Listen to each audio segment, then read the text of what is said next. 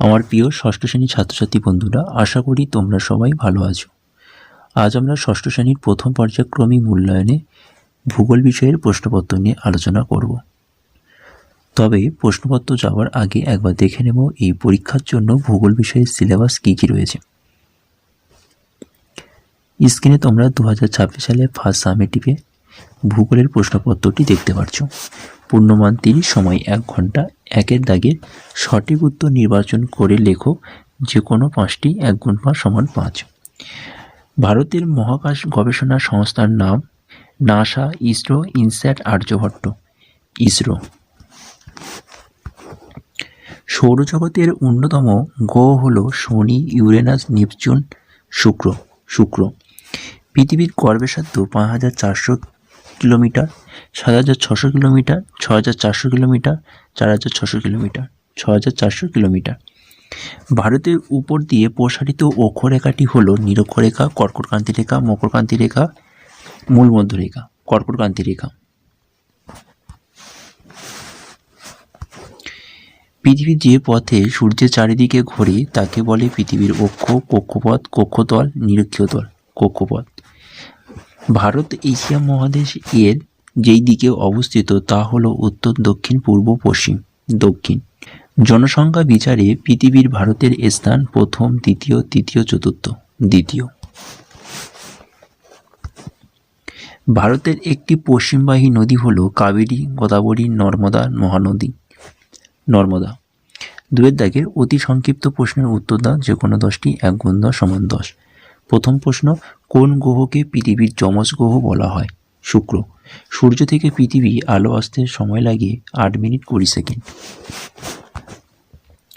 প্রথম ভারতীয় মহাকাশচারীর নাম হলো রাকেশ শর্মা। পৃথিবীর মেরু ব্যাস কত? পৃথিবীর মেরু ব্যাস 12,715 কিলোমিটার। সুপ্রাচীন কালে কিসের সাহায্যে দিক নির্ণয় করা হতো? ধ্রুব দ্বারা। পৃথিবীর সর্বনিম্ন স্থানটির নাম মারিয়ানা খাত। দ্রাঘিমা রেখার অপর নাম কি? দ্রাঘিমা রেখার অপর নাম দেশান্ত রেখা। কোন যন্ত্রের সাহায্যে সূর্যের উন্নতি কোণ মাপা হয়? কোন যন্ত্রের সাহায্যে সূর্যের উন্নতি কোণ মাপা হয়? সেক্সট্যান্ট যন্ত্রের সাহায্যে। কোন জ্যোতির্বিজ্ঞানী সৌরজগতের কেন্দ্রে সূর্যের অবস্থান প্রমাণ করেন? বিজ্ঞানী কোপার্নিকাস। P*M এর পুরো কথাটি কি? পুরো কথাটি হচ্ছে পোস্ট মেরিডিয়ান। ভারতের ক্ষুদ্রতম রাজস্থানের নাম কি? গোয়া। ভারতের মূল ভূখণ্ডের দক্ষিণতম বিন্দুটির নাম কন্যাকুমারিকা। পৃথিবীর উচ্চতম পর্বতশৃঙ্গের নাম মাউন্ট এভারেস্ট, যার উচ্চতা 8,848 মিটার। ভারতের দীর্ঘতম নদীর নাম গঙ্গা। 3 দাগের সংক্ষিপ্ত উত্তর দাও যে কোনো 5টি। 2 গুণ 5 সমান 10। প্রথম প্রশ্ন, অন্তস্থ গ্রহ কাকে বলে? সৌরজগতের যে সমস্ত গ্রহগুলি সূর্যের কাছাকাছি অবস্থান করে সেগুলিকে অন্তস্থ গ্রহ বলে বা এদেরকে পার্থিব গ্রহ বলে। উদাহরণ, বুধ, শুক্র, পৃথিবী, মঙ্গল। ইউরেনাসকে সবুজ গ্রহ বলে কেন, অথবা ইউরেনাসের রং সবুজ কেন? সৌর পরিবারের 7ম গ্রহ হল ইউরেনাস। সমগ্র গ্রহটির হাইড্রোজেন 83%, হিলিয়াম 15% এবং মিথেন 2% গ্যাসের সমন্বয়ে গঠিত। তবে ইউরেনাসের বায়ুমণ্ডলের উপরিভাগে মিথেন গ্যাসের প্রাধান্য থাকায় সূর্য থেকে আগত লাল রঙকে বেশি পরিমাপ শোষণ করে নেয়।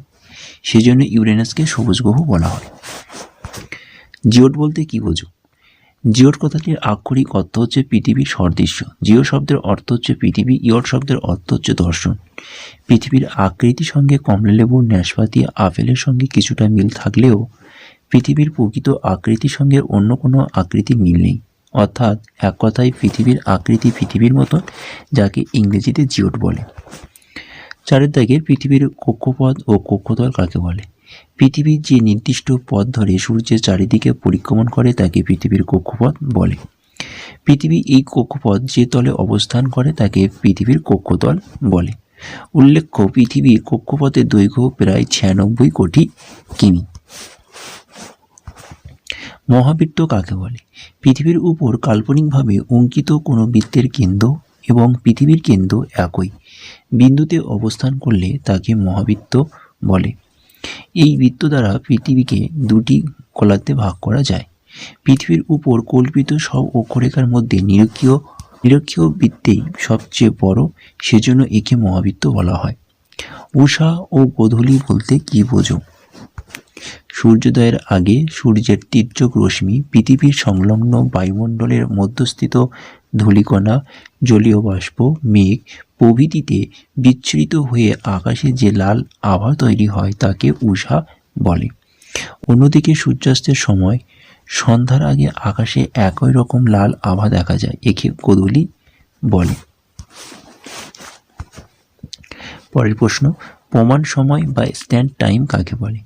একটি দেশের উপর দিয়ে একাধিক দ্রাঘিমা রেখা প্রসারিত হলে সেই দেশের বিভিন্ন অংশে বিভিন্ন স্থানীয় সময় লক্ষ্য করা যায়। স্থানীয় সময় এই অসুবিধা দূর করার জন্য প্রত্যেক দেশ মধ্যভাগ দিয়ে প্রসারিত কোনো দ্রাঘিমা রেখার সময়কে নির্দিষ্ট সময় ধরে সেই দেশের রেল, বেতার, ডাক, টেলিভিশন, প্রশাসনিক প্রভৃতি কাজ চালানো হয়। এই নির্দিষ্ট সময়কে প্রমাণ সময় বা স্ট্যান্ডার্ড টাইম বলা হয়। পরের প্রশ্ন, পর্বতবন্তী কাকে বলে এবং দুন কাকে বলে? 2+1। যে উঁচু স্থান থেকে দুই বা তার বেশি পর্বতশ্রেণী বিভিন্ন দিকে বিস্তৃত হয় তাকে পর্বতগ্রন্থি বলে। উদাহরণ, পামিরগ্রন্থি। হিমাচলের দক্ষিণে অবস্থিত শিবালিক ও হিমালয়ের মাঝে সংকীর্ণ উপত্যকাকে দুন বলে, যেমন দেরাদুন। চলো 4 দাগের ব্যাখ্যামূলক উত্তর ভিত্তিক প্রশ্ন, যে কোনো একটি 5×1 = 5। প্রথম প্রশ্ন, গঙ্গা নদীর গতিপথ আলোচনা করো। উপদ্বীপীয় মালভূমি অঞ্চল সম্পর্কে আলোচনা করো এবং শেষ প্রশ্ন, উত্তরে পার্বত্য অঞ্চল সম্পর্কে যা জানা লেখো। তো আজকের ক্লাসটি এখানেই শেষ করছি। ক্লাসটি ভালো লাগলে অবশ্যই ভিডিওটি তোমাদের বন্ধুর কাছে বেশি বেশি শেয়ার করে দিও। চ্যানেলে নতুন হলে অবশ্যই চ্যানেলটিকে সাবস্ক্রাইব করে নিও। টাটা, বাই বাই, ভালো থেকো, সুস্থ থেকো।